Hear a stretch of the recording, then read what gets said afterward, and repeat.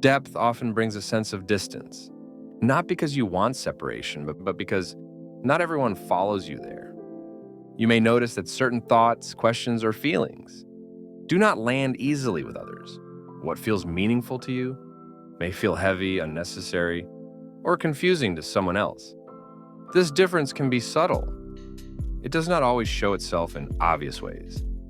Sometimes it appears in conversations that stay on the surface, in responses that move on too quickly, in moments where you realize you're holding more than you can share.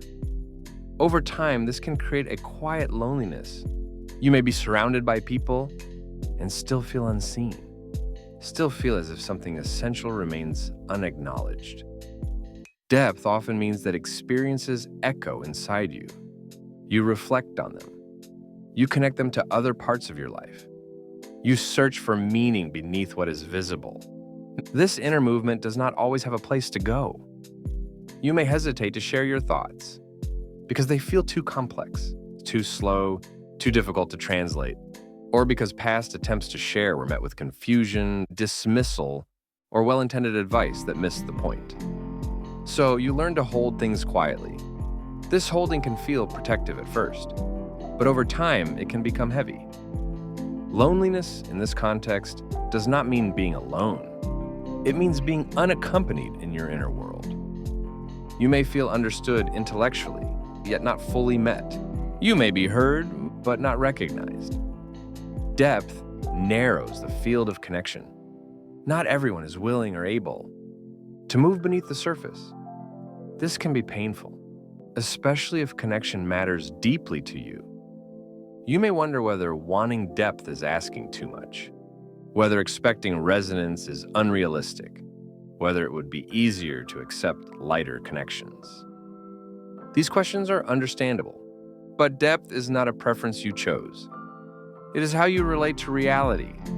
You do not skim experiences, you inhabit them. This way of being invites intimacy, but only where there is willingness to slow down. You may notice that many interactions prioritize speed, efficiency, comfort. Depth requires something else: time, presence, tolerance for uncertainty. Not all spaces are built for that. Loneliness can arise when your depth has nowhere to land, when your questions remain unanswered, not because they are unimportant, but because they do not fit the moment. This does not mean you are too much. It means the context is limited. You may begin to adapt, to simplify yourself, to keep conversations lighter than they feel inside. This adaptation can help you function socially, but it can also increase internal distance. There is a difference between being connected and being understood. Depth longs for understanding. You may find yourself seeking connection in quieter ways, through writing, through art, through solitary reflection. These spaces can feel nourishing because they allow you to be whole without translation. Still, the desire for shared depth remains. You may fear that loneliness is permanent, that your way of being makes true connection rare or unreachable. But depth does not eliminate connection. It refines it. It may reduce quantity, but it increases quality.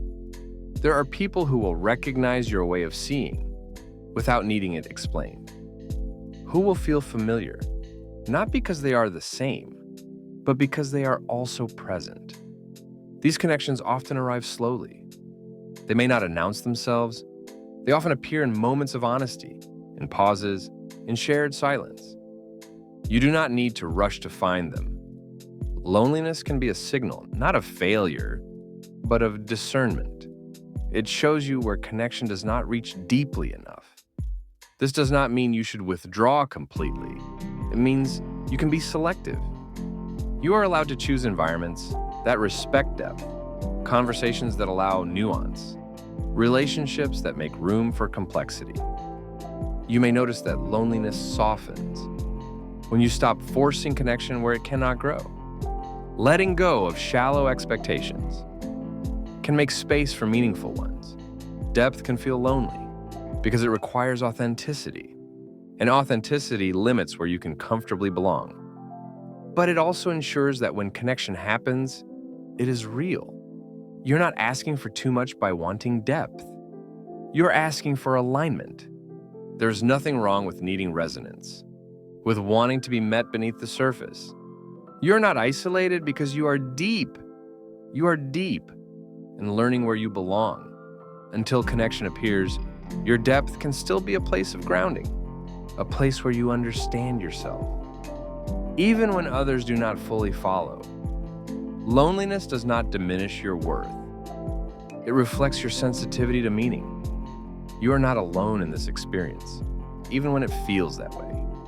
There are others who move through the world with the same quiet intensity, the same longing for depth, the same careful presence. You may not see them easily, but they exist. And your depth, even when it feels lonely, is not something to abandon. It is something to live with gently until it finds its place.